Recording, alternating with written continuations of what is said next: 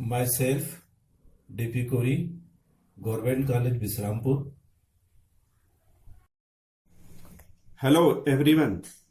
आइए आप आज हम एक नए टॉपिक के बारे में चर्चा करते हैं जो बहुत ही इंटरेस्टेड है, जिनका नाम है bacteria, reproduction in bacteria, sexual and asexual reproduction.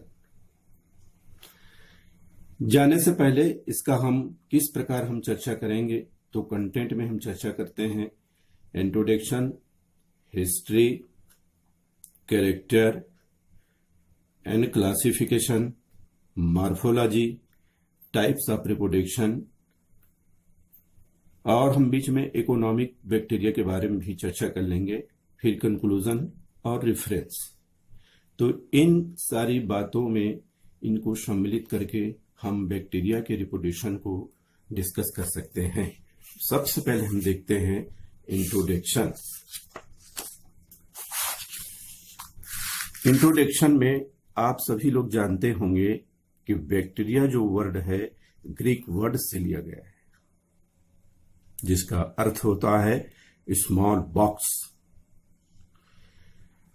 Bacteria की सर्वप्रथम खोज एंटोन लेवनहॉक के बारे में आप लोग जानते होंगे, इसे फादर ऑफ बैक्टीरियोलॉजिस्ट कहते हैं। यह बैक्टीरिया आज से 3-4 ईयर अर्थात अरब वर्ष धरती में उत्पन्न हुए।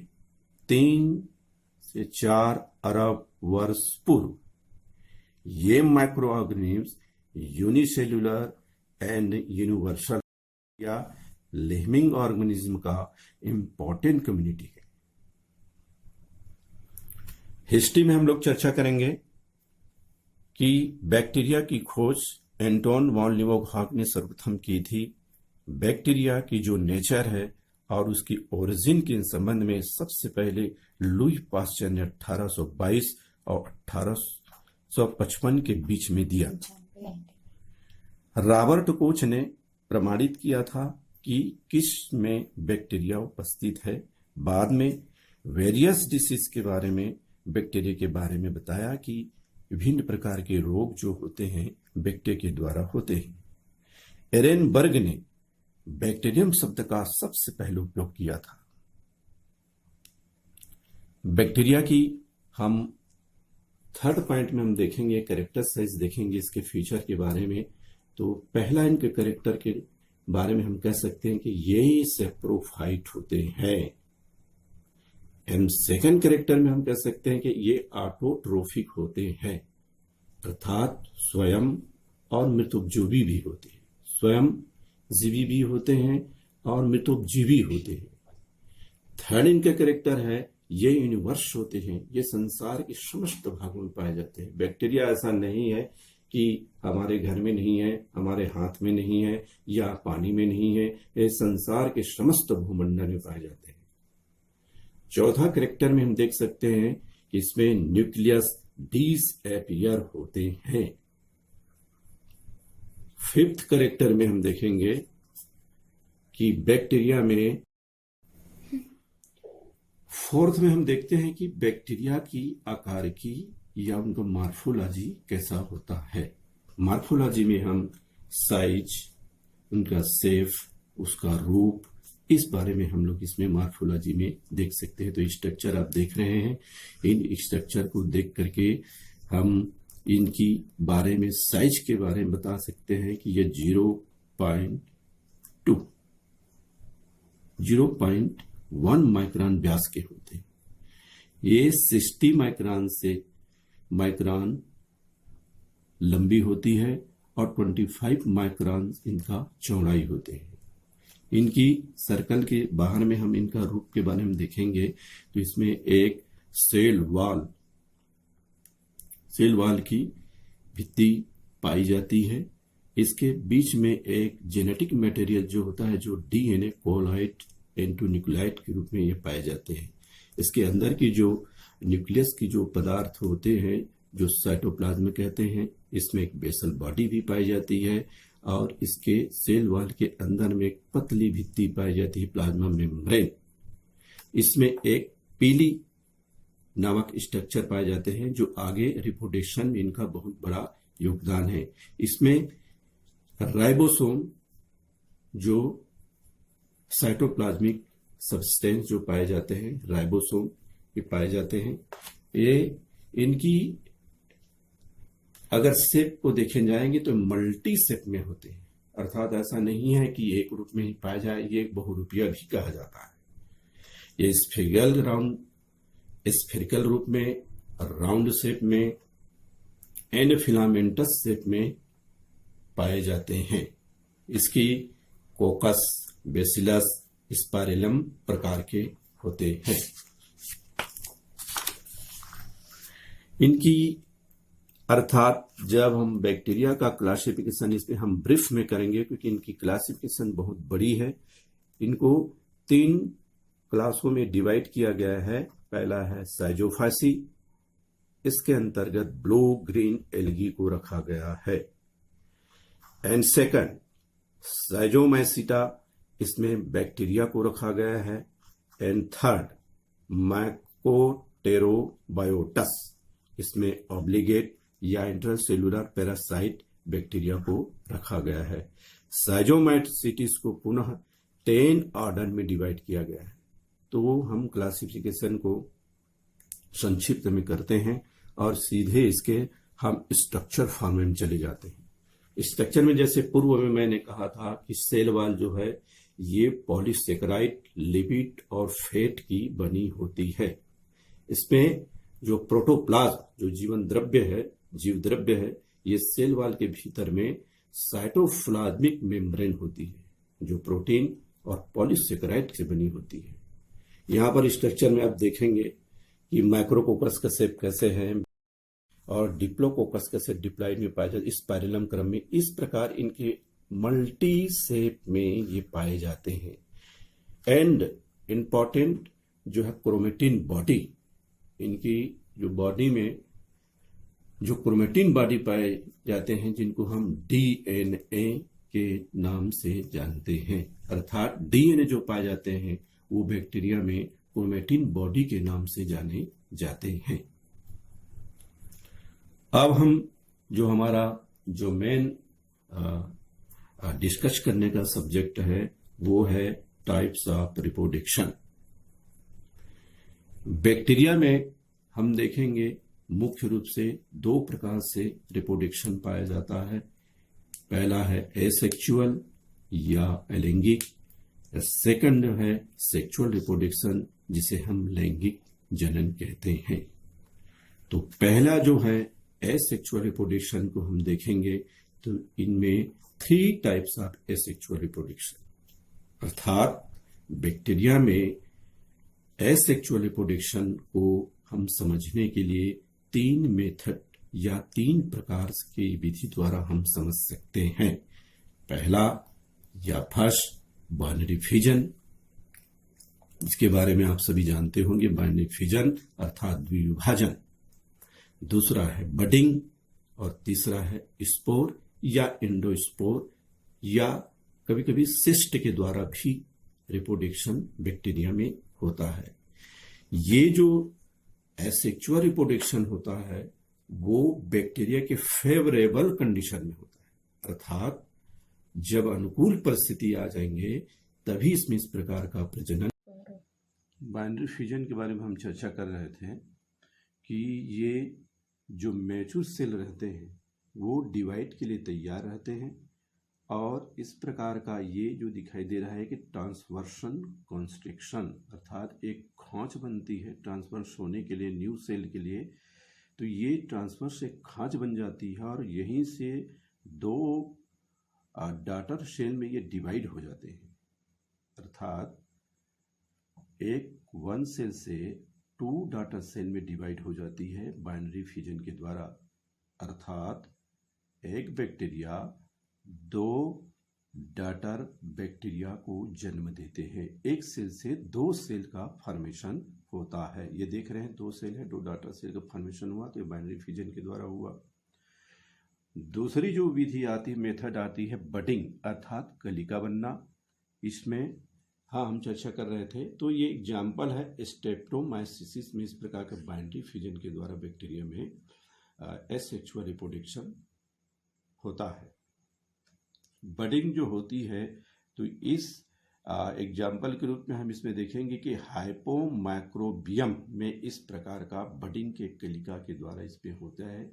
इसमें बैक्टीरिया सेल्स जो है डेवलप करता है small swelling at one site, अर्थात एक किसी साइट में एक स्वेलिंग की क्रिया होती है, फूल जाती है और फूलने के पश्चात ये इंक्रीज करती है, साइज में वृद्धि करती है और सेपरेट रूप में यहाँ एक हुआ एक नए सेल्स में फॉर्मेशन हो जाता है। तो कलिका के द्वारा भी एसेक्सुअल रिप्रोडक्शन की क्रिया होती है। एग्जाम्पल में हम दे सकते हैं हाइपोमाइक्रोबियम। एंड थर्ड में हम चलते हैं कि स्पोर्स के द्वारा इसमें सेक्सुअल रिप्रोडक्शन होता है, जिसे हम एंडोस्पोर्स के द्वारा भी कह सकते हैं। ये बैक्टीरिया का ये स्ट्रक्चर है। इसमें बहुत सारे एग्जाम्पल है, ग्राम पॉजिटिव का, बेसिली का। इसमें इस प्रकार का कि चारों उसमें सेल वाल है, उसके अंदर न्यूक्लियर मटेरियल पाया जाता है जिसे डीएनए के हम बोलते हैं, साइटोप्लाज्म इसमें पाए जाते हैं। ये एक बैक्टीरिया का स्ट्रक्चर है और कहाँ से कैसे स्पोर्स का जो फॉर्मेशन होगा, तो ये एंडोस्पोर्स एक प्रकार का एक कंसिस्ट रहते हैं आप सेंट्रल प्रोटोप्लाज्म द कोर, एक सेंटर के रूप में रहेंगे प्रोटोप्लाज्म के केंद्र के बीच में। प्रोटोप्लाज्म कनेक्शन यहाँ पर होगा, स्पोर्स का निर्माण होगा। यहाँ पर जैसे जाते हैं तो ये पेरिस्टाइटेड वॉल है जो बाहर में उसकी रक्षा करते हैं इस स्पोर के, और यहाँ पर एक स्पोर जो एंडोस्पोर अंदर की स्पोर के रूप में इंक्रीज होने लगती है, वृद्धि होने लगती है। यहाँ से एक निकलती है जो स्पोर्स के रूप में ग्रेनुलेली एंडोस्पोर्स। तो ये जा करके DNA ribosome, TRE ribosome, enzyme की इसमें अनेक प्रकार सब्सटेंस पाए जाते हैं और यहीं से वृद्धि होने के पश्चात ये अलग हो जाते हैं और एक नए बैक्टीरिया को जन्म देते हैं और जो स्वाभाविक रूप से अपना वृद्धि जीवन यापन करने लग जाते हैं। जर्मिनेशन हुआ तो इस प्रकार कभी कभी इसमें एक सिस्ट के द्वारा भी इसमें एक्सेक्सुअल रिप्रोडक्शन पाया जाता है। तो ये एक्सेक्सुअल रिप्रोडक्शन के मेथड है जो बाइंड्री फ्यूजन, बडिंग, स्पोर्स और सिस्ट के द्वारा भी इसमें पाए जाते हैं। कभी कभी इसका जो न्यूक्लियर सब्सटेंस है, जेनेटिक जो मेटेरियल है, ये भी ट्रांसफर होने के पश्चात भी इसमें कभी इसमें पाए जाते हैं। सेकंड में जो देखते हैं हम लोग सेक्सुअल रिप्रोडक्शन में, सेक्सुअल लैंगिक प्रजनन में, अर्थात सेक्सुअल कहने से हमको पता चल जाता है कि दो सच ऑर्गेनिल्स की जरूरत पड़ती है, दो समान मेल और फीमेल की जरूरत पड़ती है, तब इसमें सेक्सुअल रिप्रोडक्शन की क्रिया होती है। तो सेक्सुअल रिप्रोडक्शन बैक्टीरिया में हम स्टडी करने के लिए या डिस्कस करने के लिए हम तीन फॉर्म में इसको बांट सकते हैं। पहला है कंजुगेशन, दूसरा है मॉडिफिकेशन या उसी को बोलते हैं ट्रांसफॉर्मेशन, एंड थर्ड ट्रांसडक्शन। तीन विधि से बैक्टीरिया में लैंगिक प्रजनन को हम समझा सकते हैं। कंजुगेशन जो हिंदी में हम कह सकते हैं इसको संयुग्मन, दो सच एनिमल का आपस में संयुग्मन होते हैं। तो कंजुगेशन को हम समझने के लिए ABCD और हमारा ई इस स्ट्रक्चर के माध्यम से हम इनको समझा सकते हैं। फर्स्ट में देख रहे हैं, इसको देखने के पहले हम ये कह सकते हैं कंजुगेशन की जो विधि को सबसे पहले लेडरबर्ग टेटम ने 1946 में ये प्रमोट किया था, इन्होंने बताया था। तो इस लेडरबर्ग टेटम की थ्योरी को हम कंजुगेशन में देखें तो लेडरबर्ग ने बताया कि बिटवीन टू सच बैक्टीरिया, या हम डायमॉर्फिक कह सकते हैं, मेल और एक फीमेल,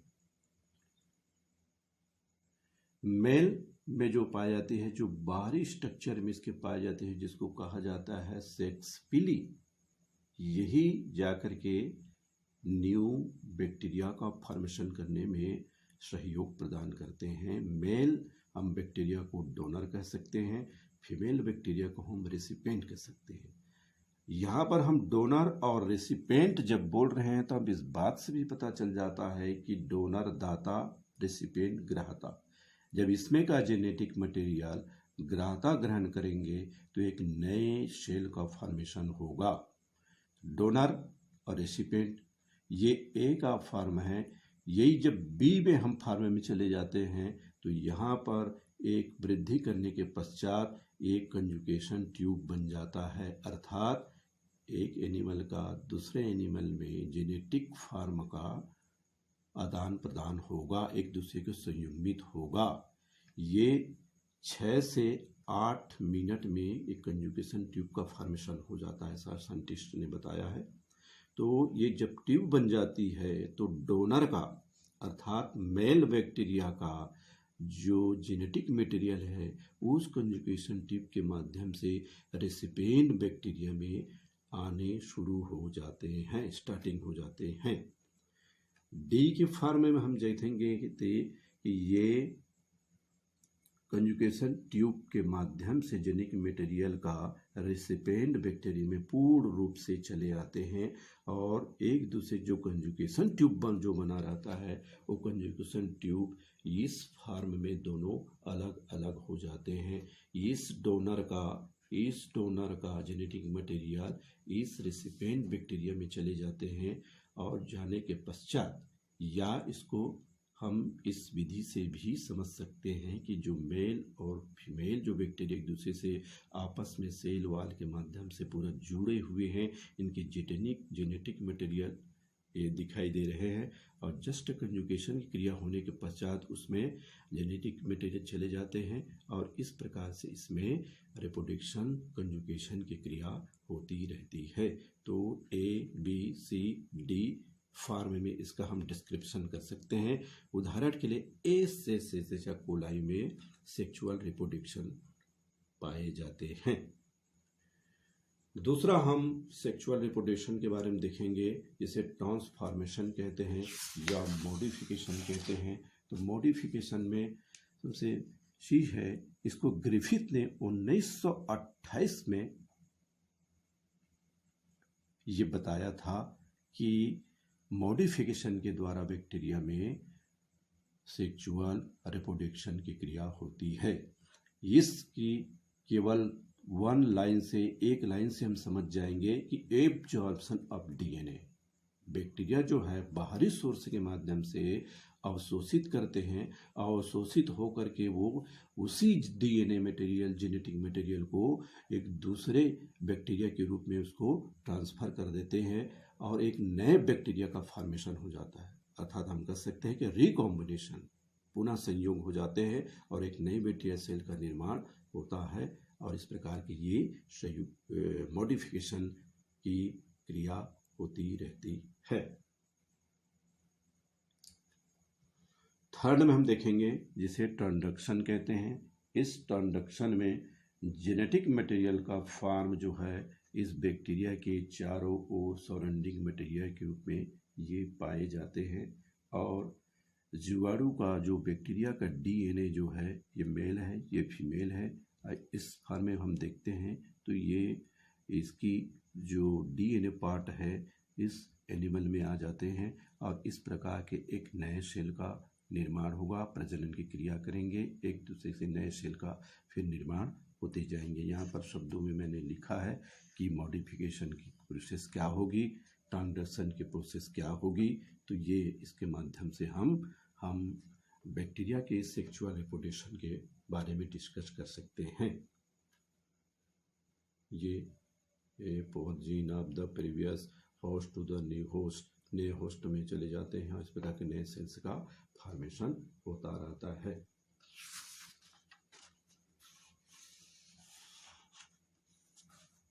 इसके कुछ बैक्टीरिया की इकोनॉमिक इम्पोर्टेंस के बारे में हम चर्चा कर सकते हैं। तो इसके बहुत सारे बेनिफिशियल भी है, हार्मफुल भी है।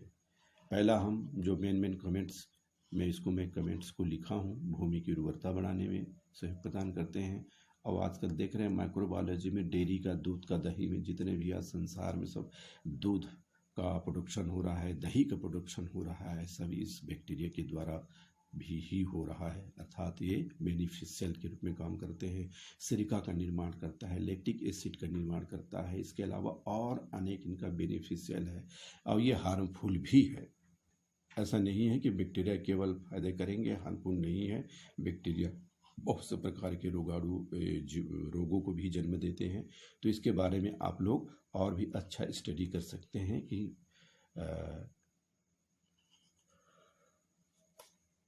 अब हम अपने डिस्कशन को यहीं पर कंक्लूज करेंगे और कंक्लूज के माध्यम से हम ये बता सकते हैं, उपरोक्त से यह स्पष्ट है कि बैक्टीरिया जो है यूनिसेल्युलर प्रोकैरियोटिक माइक्रो ऑर्गेनिज्म होते हैं।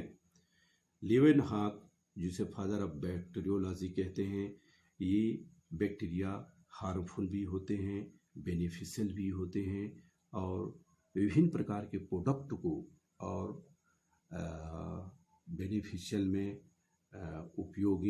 उपयोगी हो रहे हैं। तो इस प्रकार जीवाणु को हम देखेंगे कि ये लाभदायक भी है, हानिकारक भी है।